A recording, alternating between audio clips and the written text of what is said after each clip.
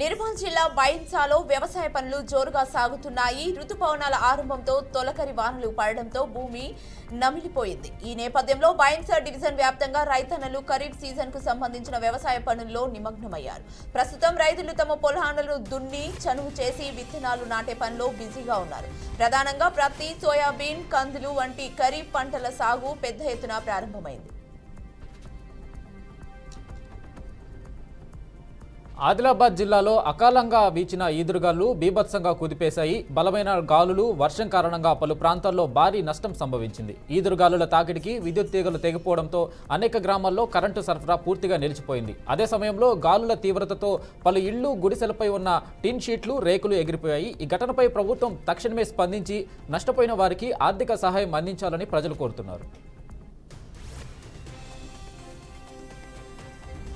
అన్నమయ్య జిల్లాలోని మంగంపేట గ్రామ పునరావాస బాధితులు తీవ్ర ఆవేదన వ్యక్తం చేస్తున్నారు. ఇళ్లకు, ఇంటి స్థలాలకు సంబంధించి కొంతమంది బాధితులకు ఇప్పటికీ పరిహారం అందలేదని, ఏపీ ఎండీసీ సంస్థ మొండి వైఖరిని చూపెడుతోందని ఆరోపించారు. ఈ విషయాన్ని బీజేపీ అధ్యక్షుడు సాయి లోకేష్ దృష్టికి తీసుకెళ్లారు. బాధితుల ఫిర్యాదులపై స్పందించిన ఆయన పునరావాస ప్రాంతాలను స్వయంగా పర్యటించి ఈ అంశాన్ని ప్రభుత్వ స్థాయిలో ప్రస్తావించి న్యాయం చేస్తామని హామీ ఇచ్చారు. అన్నమయ్య జిల్లా అమరావతి మహిళలపై జర్నలిస్టు కృష్ణంరాజు చేసిన అసభ్య వ్యాఖ్యలకు నిరసనగా రాయచోటిలో మహిళలు భారీ ఎత్తున నిరసనల ర్యాలీ నిర్వహించారు. సాక్షి ఛానల్ పత్రికపై వ్యతిరేక నినాదాలు చేస్తూ వాటిని బ్యాన్ చేయాలని డిమాండ్ చేశారు. ప్రజలు చీదరించుకునే స్థితికి వైసీపీ నేతలు దిగజారని తీవ్రంగా విమర్శించారు. వెంటనే స్పందించి క్షమాపణలు చెప్పకపోతే రాష్ట్ర వ్యాప్తంగా మహిళా సంఘాల ఆధ్వర్యంలో పెద్ద ఎత్తున ఆందోళనలు చేస్తామని హెచ్చరించారు.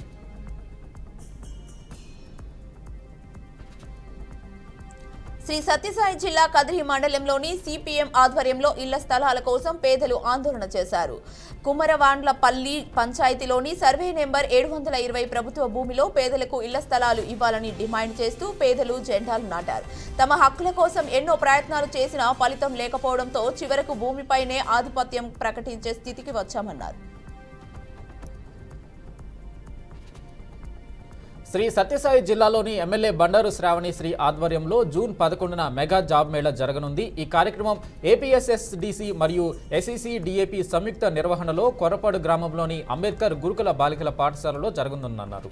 50కి పైగా నేషనల్ మరియు మల్టీనేషనల్ కంపెనీలు ఈ జాబ్ మేళాలో పాల్గొంటున్నట్లు ఎమ్మెల్యే వెల్లడించారు.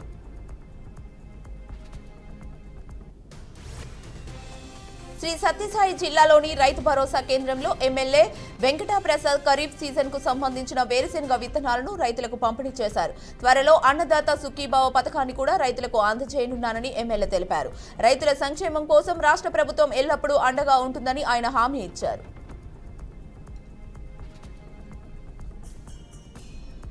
శ్రీ సత్యసాయి జిల్లాలో ఎమ్మెల్యే బాలకృష్ణ పుట్టినరోజును పురస్కరించుకొని లేపాక్షి, చిలమత్తూరు మండలాల్లో అభిమానులు, పార్టీ నాయకులు ఘనంగా వేడుకలు నిర్వహించారు. హిందూపురంలో అభిమానులు ఆంజనేయ స్వామి దేవస్థానం వద్ద ప్రత్యేక పూజలు చేశారు. అనంతరం 65 కేజీల భారీ కేక్ కట్ చేసి బాలకృష్ణకు శుభాకాంక్షలు తెలియజేశారు. అలాగే తెలుగు తల్లి విగ్రహం వద్ద మొక్కలు నాటే కార్యక్రమం చేపట్టారు.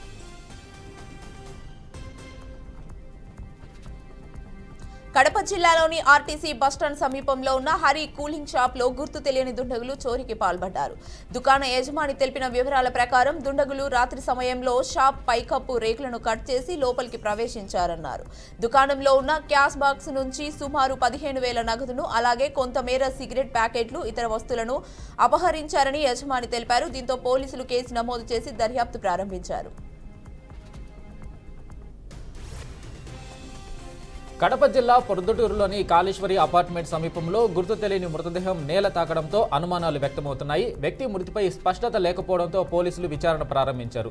అతని గుర్తింపుకు సంబంధించి ఆధారాలు లభించకపోవడంతో పరిసర ప్రాంతాల్లో సీసీ కెమెరాలు పరిశీలిస్తున్నారు. మృతదేహాన్ని ప్రొద్దుటూరు ప్రభుత్వ ఆసుపత్రికి తరలించారు.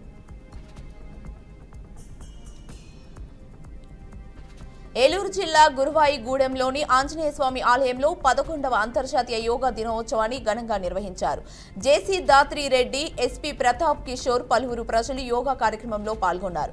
ఒత్తిళ్ల జీవితంలో యోగా ద్వారా మానసిక ప్రశాంతత లభిస్తుందని జేసీ అన్నారు. అనంతరం ఆలయంలో స్వామి దర్శనం నిర్వహించి ప్రత్యేక పూజలు చేశారు. ఆలయ అధికారులు పూర్ణ కుంభంతో జేసీ, ఎస్పీ దంపతులకు స్వాగతం పలికారు.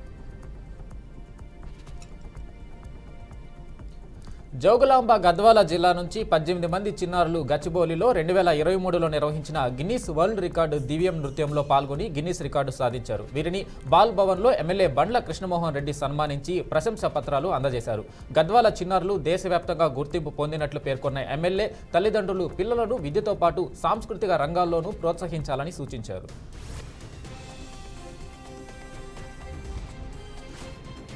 పశ్చిమ గోదావరి జిల్లా ముత్యాలపల్లిలోని బండి ముత్యాలమ్మ అమ్మవారి జాతర మహోత్సవం అంగరంగ వైభవంగా కొనసాగుతోంది. అన్ని సామాజిక వర్గాలు పాల్గొనే ఈ జాతర రేపటితో ముగియనుండగా నేడు ధూపాహారం, కుంభాహారాలు భక్తి శ్రద్ధలతో నిర్వహించారు. దాసరి కుటుంబం నివాసం నుంచి ఊరేగింపుగా అమ్మవారిని ఆలయానికి తీసుకువచ్చి ప్రత్యేక పూజలు చేశారు. నెల్లూరు జిల్లా బుచ్చిరెడ్డిపాళెంలోని పెట్రోల్ బంక్ సమీపంలో పెద్ద కాలువలో గుర్తు తెలియని మృతదేహం లభ్యమైంది. పోలీసులు ఘటనా స్థలానికి చేరుకొని మృతదేహాన్ని పోస్టుమార్టానికి తరలించారు. మృతుడు పల్లిపాలెం కామాక్షి నగర్కు చెందిన షాకీర్గా గుర్తించారు. గత 2 రోజులుగా మతి భ్రమించి పట్టణంలో తిరుగుతున్నట్లు బంధువులు తెలిపారు. ఎన్టీఆర్ జిల్లా కంచుకచెల్రా మండలంలోని కీసర గ్రామంలో ఆర్గానిక్ పరిశ్రమలో దొంగలు హల్చల్ చేశారు. 2 మిషనరీలను 2 ఆటోల్లో దొంగలించి తరలిస్తుండగా పోలీసులు 5 నిందితులను అదుపులోకి తీసుకున్నారు. దొంగలించిన మిషనరీల విలువ సుమారు ₹1,00,000గా అంచనా ఉంటుందన్నారు. కీసర, పెండ్యాల, కొండపల్లి గ్రామాలకు చెందిన దొంగలుగా గుర్తించిన పోలీసులు కేసు నమోదు చేసి దర్యాప్తు చేపట్టారు. నిర్మల్ జిల్లా ఖానాపూర్ మండలం కుసుంపూర్ గ్రామంలో భారీ వర్షంతో రేకుల షెడ్డు గాలికి కొట్టుకుపోయి కరెంటు స్తంభం మీద పడింది. దీంతో స్తంభం విరిగి కింద ఉన్న ఆవుపై పడడంతో ఆవు అక్కడికక్కడే మృతి చెందింది. ఇంట్లో ఉన్న ఆత్రం సుంగు అనే మహిళ తలకు గాయమైంది. వర్షానికి నిత్యావసర సరుకులు తడవడంతో బాధిత కుటుంబం రోడ్డుపైకి వచ్చింది. దీంతో ఆత్రం దుర్గు కుటుంబం ప్రభుత్వ సహాయం కోరుతున్నారు. ఢిల్లీకి చెందిన ఓ యువకుడు ఫ్లిప్కార్ట్లో 2.5 లక్షల విలువైన యాపిల్ మ్యాక్బుక్ ప్రో ఆర్డర్ చేశారు. అయితే డెలివరీ సమయంలో అతడికి కొత్త ల్యాప్టాప్ బదులు పాత ల్యాప్టాప్ డెలివరీ అయింది. కస్టమర్ వెంటనే రిటర్న్ ప్రాసెస్ చేశాడు. రెండోసారి కూడా అదే మాయ జరిగింది. తిరిగి రీప్లేస్మెంట్ ఆర్డర్ ఇచ్చినప్పుడు మరో పాత ల్యాప్టాప్ రావడంతో కస్టమర్ తీవ్రంగా నిరాశ చెందినట్లు తెలుస్తోంది. దీంతో కస్టమర్ సోషల్ మీడియాతో ఫ్లిప్కార్ట్ తీరుపై ప్రశ్నలు లేవదీస్తూ వీడియోలను షేర్ చేశాడు. భారీ మొత్తంలో ఆర్డర్ చేసినప్పుడు ఈ విధమైన మోసాలు జరగడం ఆశ్చర్యంగా ఉందంటూ పలువురు నెటిజన్లు మండిపడుతున్నారు. కృష్ణా జిల్లా తోట్లవల్లూరు మండలం చాగంటిపాడులో ఓ వ్యక్తి హత్య కేసు కలకలం రేపుతుంది. తలపై తీవ్ర గాయాలతో నిమ్మకూరు ఆనందరావు అనే వ్యక్తి మృతి చెందాడు. మద్యానికి బానిసైన ఆనందరావు మత్తులో తరచూ భార్య సుపదను హింసించాడని స్థానికులు చెబుతున్నారు. ఘటనపై కుటుంబ సభ్యులపై అనుమానాలు వ్యక్తమవుతున్నాయి. దీంతో పోలీసులు కేసు నమోదు చేసి దర్యాప్తు ప్రారంభించారు. భద్రాద్రి కొత్తగూడెం జిల్లాలో అసాధారణ ఘటన చోటు చేసుకుంది. ఆర్డీఓ కార్యాలయం, ఫారెస్ట్ డివిజన్ కార్యాలయం మధ్య ఉన్న ఖాళీ ప్రదేశంలో 2 పెద్ద పాములు గంటకు పైగా నిలువెత్తు ఎత్తుతో విన్యాసాలు చేయడం స్థానికులను ఆశ్చర్యానికి గురిచేయగా మరికొందరిని భయాందోళనకు నెట్టింది.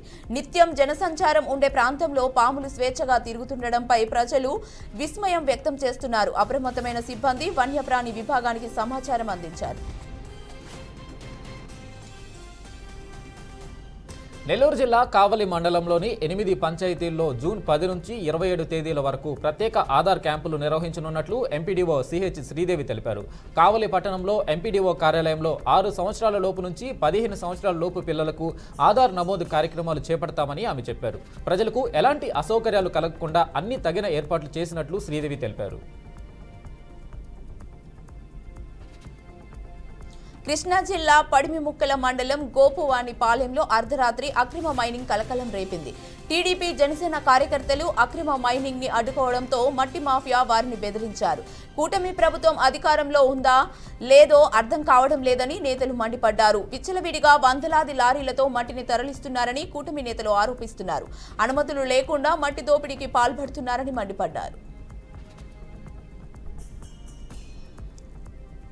విదేశాల్లో ఉద్యోగం ఇప్పిస్తామంటూ నిరుద్యోగులను మోసం చేసే ముఠాను అరెస్టు చేశారు పోలీసులు. Global pathway education and immigration services పేరుతో విదేశాల్లో పని ఇప్పిస్తామని మోసం చేసే కేటుగాళ్లు అరెస్టు చేశామని పంజాగుట్ట పోలీసులు తెలిపారు. తమిళనాడుకు చెందిన డానియల్ వీసాలు ఇప్పిస్తానని మాయమాటలు చెప్పి అమాయకుల నుంచి పెద్ద మొత్తంలో డబ్బులు వసూలు చేశాడని పోలీసులు వెల్లడించారు. నిందితుల నుంచి 13 మొబైల్ ఫోన్లు, 2 ల్యాప్టాప్లు, యాపిల్ ఐపాడ్, కారును స్వాధీనం చేసుకున్నామని తెలిపారు.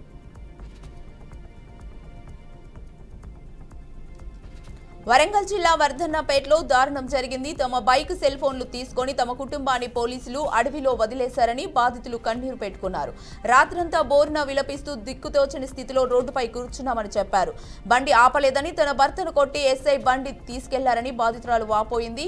తమ పట్ల పైచికత్వం వహించిన ఎస్ఐపై చర్యలు తీసుకోవాలని బాధితుడి భార్య, పిల్లలు కోరారు.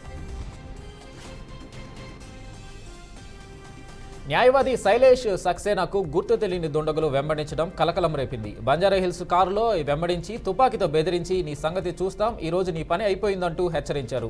ఈ ఘటనతో భయపడిన న్యాయవాది బంజారాహిల్స్ పోలీసులకు ఫిర్యాదు చేశారు. తాను ల్యాండ్ కేసుల్లో వాదిస్తుంటానని, దీంతో తనకు అనేక మంది శత్రువులు ఉన్నారంటూ ఫిర్యాదులో తెలిపారు. కేసు నమోదు చేసిన పోలీసులు దర్యాప్తు చేపట్టారు. బీఆర్ఎస్ అధినేత మాజీ సీఎం కేసీఆర్ తో మాజీ మంత్రి తన్నీరు హరీష్ రావు వరుసగా రెండో రోజు భేటీ అయ్యారు. ఇవాళ ఎర్రవెల్లిలోని కేసీఆర్ ఫామ్ హౌస్ కు హరీష్ రావు పార్టీ నాయకులతో కలిసి వెళ్లారు. కాళేశ్వరం కమిషన్ విచారణకు బుధవారం మాజీ సీఎం కేసీఆర్ హాజరు కానున్న నేపథ్యంలో హరీష్ రావుతో భేటీపై ప్రాధాన్యత చోటు చేసుకుంది. సుమారు 2 గంటల నుంచి భేటీ కొనసాగుతోంది.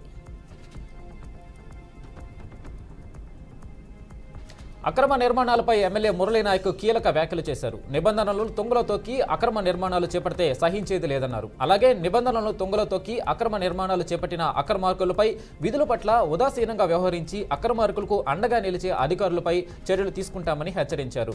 హైమా గార్డెన్లో గ్రీన్లాండ్ క్లబ్ నిర్మాణం, శనిగపురం రహదారి సమీపంలోని పాఠశాల భవన నిర్మాణాలకు అనుమతులు ఎలా వచ్చాయని అధికారులపై మండిపడ్డారు.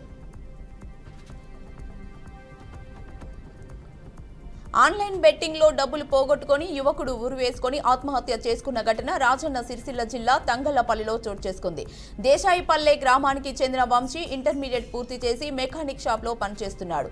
బెట్టింగ్ కు అలవాటు పడి 10 లక్షల రూపాయలు అప్పు చేశాడని మృతుడి కుటుంబ సభ్యులు తెలిపారు. ఈ క్రమంలోనే అప్పులు తీర్చలేక ఈ దారుణానికి ఒడిగట్టారని వాపోయారు.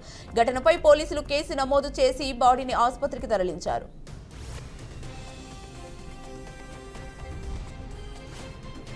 అందరి ఆశీర్వాదంతో సామాన్యుడైన తనకు మంత్రి పదవి లభించిందని మంత్రి అడ్లూరి లక్ష్మణ్ అన్నారు. ఇవాళ హైదరాబాద్ నుంచి ధర్మపురి వెళ్లారు. ఈ క్రమంలో మంత్రికి కాంగ్రెస్ శ్రేణులు ఘన స్వాగతం పలికాయి. ఈ సందర్భంగా లక్ష్మణ్ మంత్రివర్గ విస్తరణపై పలు కీలక వ్యాఖ్యలు చేశారు. కాంగ్రెస్ పార్టీ బలహీన వర్గాల ప్రజలకు సోషల్ జస్టిస్ గా మంత్రివర్గ విస్తరణ జరిగిందని చెప్పారు.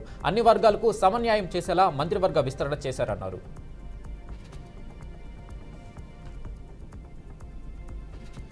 నిజామాబాద్ జిల్లాలో కాంగ్రెస్ నాయకులు ఆందోళన చేపట్టారు. సుదర్శన్ రెడ్డికి మంత్రి పదవి ఇవ్వాలని డిమాండ్ చేశారు. మంత్రి పదవి ఇవ్వకుంటే నీళ్ల ట్యాంక్ ఎక్కి దూకేస్తామంటూ బెదిరించారు. సర్ది చెప్పే ప్రయత్నం చేసినా ఫలితం లేకుండా పోతుందని పోలీసులు చెబుతున్నారు.